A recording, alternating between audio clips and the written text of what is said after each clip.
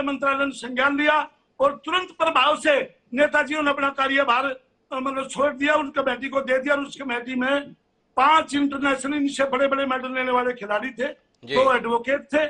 क्या पीटी उषा पे जो उडनपुरी के नाम से जानी जाती थी, क्या आप उनके कलेक्टर पे सस्पेक्ट करोगे? क्या मैरी कॉम के पे करोगे? वो लोग, और साथ में इन्हीं की सगी बहन बबीता फोगाट भी उसी कमेटी में थी। आज वो आवाज उठा रही तो उसी दिन को नहीं उसने इस्तीफा दिया जिस दिन वो कमेटी में उसके सामने घटित हो रहा था सब कुछ। ये सब कहने की बातें सर। उस टाइम इन्होंने कोई पुलिस स्टेशन में अप्रोच नहीं किया, कोई न्यायालय में अप्रोच नहीं किया। हमने सभी ये कहा था, अगर आपके साथ नेताजी ने भी यही कहा था, अगर आपके साथ मैं पूरी भी जहां भी कोई भी जांच की एजेंसियां में फेस करने को तैयार हूं और न्यायालय का सम्मान करूंगा जो भी आदेश आएगा। मगर इन्होंने रास्ता दूसरा चुना। जंतर मंतर कोई न्याय की जगह नहीं है, वहां कोई न्यायालय नहीं है। ये खापों को इन्वाइट कर रहे हैं भाई साहब। खापों का मीनिंग क्या आप समझते हो? खापे एक सामाजिक ताना बाना जी, वो हमारी कुरीतियों को, सामाजिक सभ्यताओं को उनका देख रेख करते हैं, नीतियों को, कुरीतियों को। मैं तो उन सम्मानित व्यक्तियों से भी जो 60-60 साल के मेरे पिता तुल्य हैं, क्या उनको नहीं सोचना चाहिए अब इस हिंदुस्तान के कोर्टों में मैं आपको लाखों केस लंबित दिखा सकता हूँ, झूठे दहेज के और झूठे रेप के। तो क्या इन खापों के प्रधानों को नहीं सोचना चाहिए? अच्छा, अब मेरा एक सवाल है नंदा साहब, खाप वाप तो ठीक है, 2 लोगों ने समर्थन में बयान दिया इन खिलाड़ियों के, एक है दुष्यंत चौटाला और एक है अनिल विज।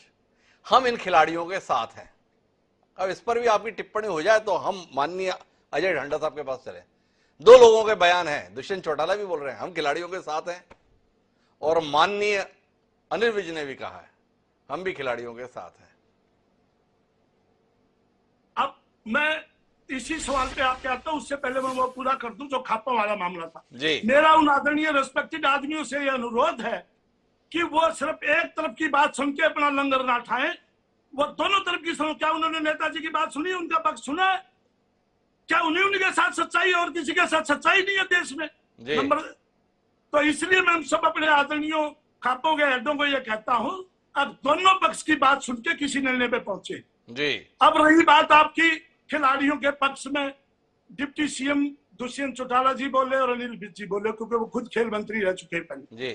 ये दोनों खिलाड़ियों के साथ है, तो क्या सोचते हो भारतीय कुश्ती संघ खिलाड़ियों के साथ नहीं है या हरियाणा की कुश्ती खिलाड़ियों के साथ? खिलाड़ियों के साथ जो प्रदर्शन कर रहे हैं उनके साथ हैं हम। प्रदर्शन कर रहे हैं उनके साथ है। अगर सच्चाई है तो हम सच्चाई का साथ नहीं छोड़ेंगे जी। क्या सच्चाई हो सामने करें या आपके सामने नहीं बता रहे? अच्छा, एक बात बताइए अजय ढांडा जी, इस वाले मसले पर तो आपने कह दिया ये तो दीपेंद्र हुड्डा की शरारत है, ब्रजभूषण शरण सिंह तो बहुत बढ़िया आदमी है, तो एक सर्टिफिकेट और जारी कर दिए। 40 से ज्यादा मामले हैं जिन ब्रजभूषण शरण सिंह को संत के तौर पर बताने की आप कोशिश कर रहे हैं।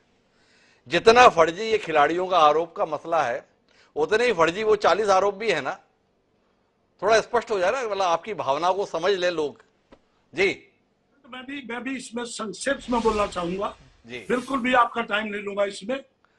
आप कह रहे हो कि ये कांग्रेस सपोर्टेड है। कांग्रेस सपोर्टेड है इसलिए ही है, कल अलका लांबा जी को मैं सुन रहा था एक डिबेट में, उन्होंने कहा हम आर्थिक मदद भी करेंगे और वकील भी देंगे सब कुछ। तो इसका मतलब पूरे भारत को पता है अब वो कांग्रेस स्पॉन्सर प्रोग्राम चल रहा है जंतर मंतर में। ये तो बात वहां खत्म होगी। अब रही बात माननीय ब्रजभूषण जी के ऊपर 40 केस की जो लिस्ट उन्होंने टांग रखी है ना जी, यही बजरंग पूनिया 23 के अमेठी के अंदर पिछले साल ही हुआ था, उसमें कसीदे पढ़ रहे थे नेताजी के, वो तो चलो अलग बात है जी। मैं ये केसों की बात करना चाहूंगा। वो 40 केस, वो 35 साल से एमपी हैं।